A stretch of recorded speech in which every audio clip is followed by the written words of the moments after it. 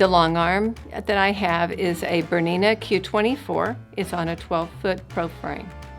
You know, I started out thinking, oh, I'll get the Q16 in on a sit-down. And then I brought my husband into the decision-making process, and before I knew it, he had convinced me that I needed the Q24 so I could do big quilts. And I said, well, it's a big machine and it's a big frame. Where are we putting this? He goes, oh, no, don't worry about that. I'll make sure it fits into the room. And he did. So I have that machine. The Q24 will do just about anything. I can put a king-size quilt on there. I can put a little baby quilt or just some placemats. And what I really liked about it is that I wanted the Q-matic, and then the Q-matic was able to be put on that pro frame easily, and I could easily do edge-to-edge quilting with it. And other, fun things like masking and doing all the fun things that you can do with the Q-matic. I love the free motion quilt.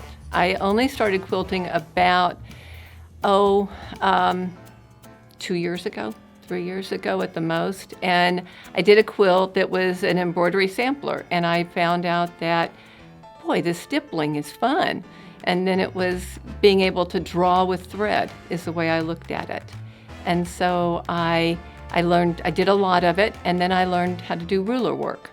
And I can do both much easier on the Q-matic Q24. It's the Jump for Joy quilt, and it's right behind me. And that one was the first one I did. It's a Nancy Scott quilt. I got it off of the We All Sew blog. And that featured the Q-matic on a frame, and it was going to use all the different techniques. And so I thought, oh, this will be perfect to get familiar with it. And so I decided to do that quilt, and it was just lots of fun. It really made me think about the free motion. You did a lot of fill, you did a lot of ruler work, and it was, I learned quite a bit on that quilt. It was a lot of fun. I have a quilt the very first quilt I made was a quilt-along that the person who owns the Bernina of Naperville store had, and I wanted to do that because I hadn't touched a sewing machine in years. But it was right after the pandemic, and I decided, you know what, I really love sewing again, and I think I will do this. And I laughingly told her, I said, this quilt that you're having us do went through every technique possible, right? It was, the free motion, it was couching, it was applique, everything. And I thought, this is like a master's class in one quilt. So that quilt was my very first one, and it has a special place in my heart. It's not necessarily a cuddle up quilt. It's more of a looking at it and going, oh, I did that, and learned. So that's probably my favorite quilt. I want to learn to do piecing better, and I want to do more on the Q-matic.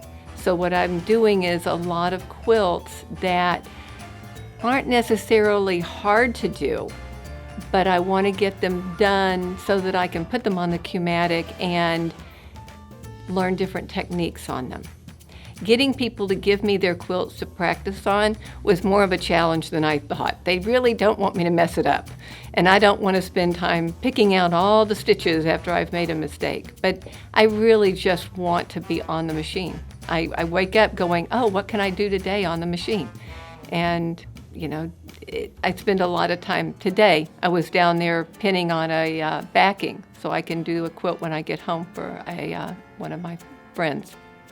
I don't know that I am quite able to do it. Having only done this having the Q-matic, I've only had it since March. And I've only been really seriously quilting for about a year.